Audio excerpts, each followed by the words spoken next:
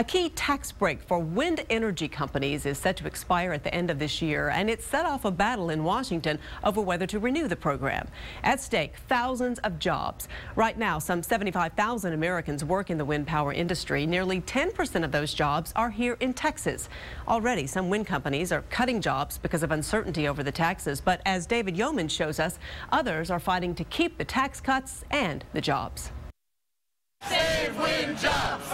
Activists gathered outside of Texas Senator John Cornyn's office this afternoon to deliver 2,000 letters from local voters. The purpose? To save up to 7,000 jobs in the wind power industry right here in Texas. It'd be very difficult to build these projects profitably without these credits. These credits make it possible to have this development now.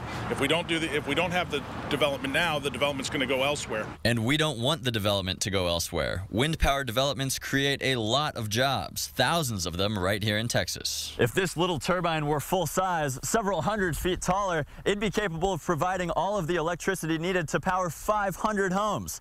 Wind turbine projects like this could be the key to America's sustainable energy future. A future that is in jeopardy until Congress takes action. 2013 is going to be a record bad year for new wind projects. There's nothing to undo that. This affects Texas more than anyone because when it comes to wind power, Texas is king. Head and shoulders the largest wind power, has more wind turbines and more wind power investment than any state. If Texas were its own country, we'd rank 6th in the world for wind energy production.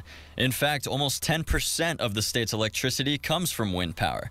Clean energy activists are trying to increase that number. There was a push a few years ago of 20% by 2020. It's even achievable, and Texas is close to that right now. Whether or not we reach that goal is up to Congress. David Yeomans, KXAN News.